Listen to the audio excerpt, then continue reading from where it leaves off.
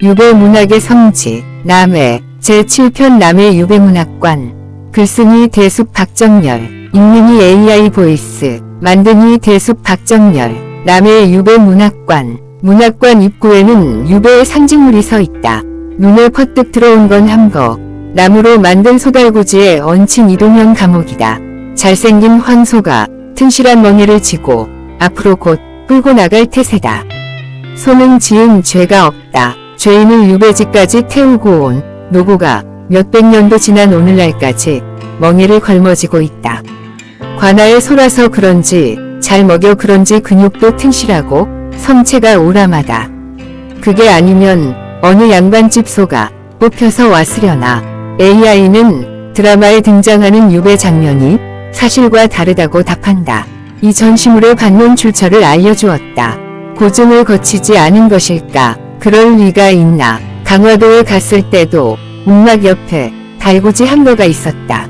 이 역사적인 사실이 왜 달라져 있는지 이해가 안 간다.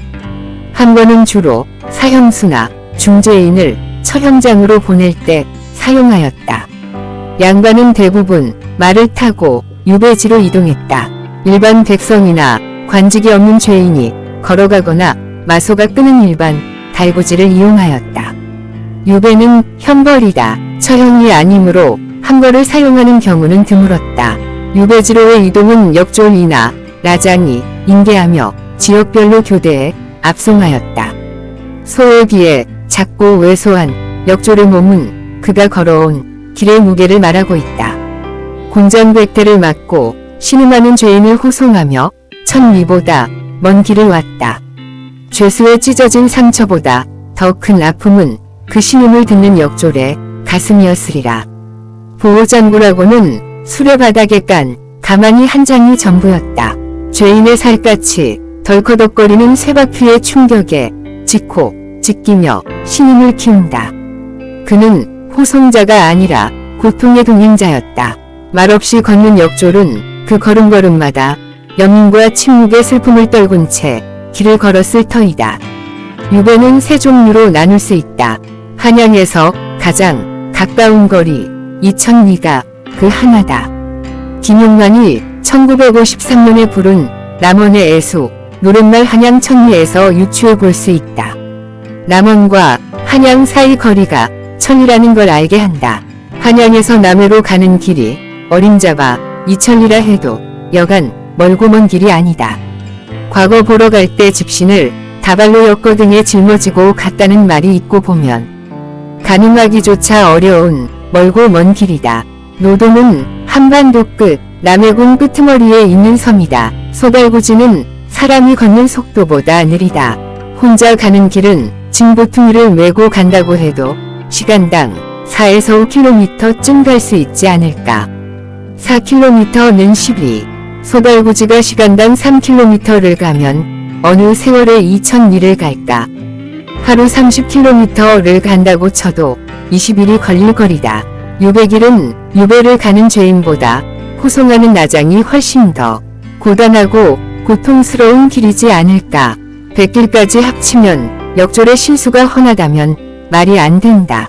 살가죽과 뼈가 맞붙지 않은 것만도 다행이다. 호송 달구지 뒤편에 서포 김만중의 시비가 있다. 첫 소를 올린다. 용문산 상동분수, 용문산의 같은 뿌리의 나무, 지가가 투이 반사생, 가지는 부러지고 시들어 반은 죽고 살아. 생자풍상불상대, 산가지는 풍상이 가만두지 않고 사유부근일정정, 죽은 가지는 날마다 도끼가 찍어댄다. 어가제 형무고일, 돌이켜보니 형제가 무고한 날, 채복훈염자 얀열, 색동옷 입고 놀 때 어머니는 기뻐하셨지. 모년 80무인장, 어머니 나이 80이어도 돌볼 사람이 없으니 유명인 하나시가 이승과 저승에 맺힌 한 언제 그칠까. 남해조 사고목중님 유가무심작시 제1수 남해적사에 고목중님이 있는데 마음의 느낌이 있어 쓴 시. 네, 나름대로 이 시를 해석해보면 용문산에는 뿌리가 같은 나무들이 서 있다. 하나는 가지가 부러지고 그 반이 시들어 죽었다. 살아있는 나무는 바람과 서리가 가만두지 않고 죽은 나무는 땔감으로 쓰겠다고 도끼로 잘라간다. 되짚어보니 형제들이 모여 살 때는 어머니가 고운 옷 입혀주며 즐거워하셨다. 어머니 나이 80인데 누구 하나 곁에서 돌볼 이가 없구나. 이 세상에 내친하니 저승에 가도 한스러운 이 일이 언제나 그치려나. 김만종은 가슴에 서린 한을 노래하고 있다. 김만종은 어머니에 대한 효심이 지극하였다. 어머니를 위로하기 위해 한글로 쓴 구운몽은 효심이 빚어낸 창작물이다. 어머니를 향한 깊은 효심이 없었다면 그의 소설 구운몽이 오늘까지 널리 읽히는 고전이 되었을까. 효심이 글에 생명을 불어넣었다. 세대를 뛰어넘는 생명력이 빛을 발하고 있다. 죄인을 다른 말로 영어위문이라고 한다. 옛날 유배지나 오늘날 교도소에 갇힌 몸을 이르는 말이다. 굳이 다르다고 하면 유배는 외부인을 절대 만날 수 없다. 오늘날 교정시설에도 제한은 있다. 변호사를 동행하면 얼마든지 만날 수 있음이 다른 점이다. 절도 유배자에게는 있을 수 없는 일이다. 유배 죄인에게는 쥐꼬리만 한 권리도 허락하지 않았다.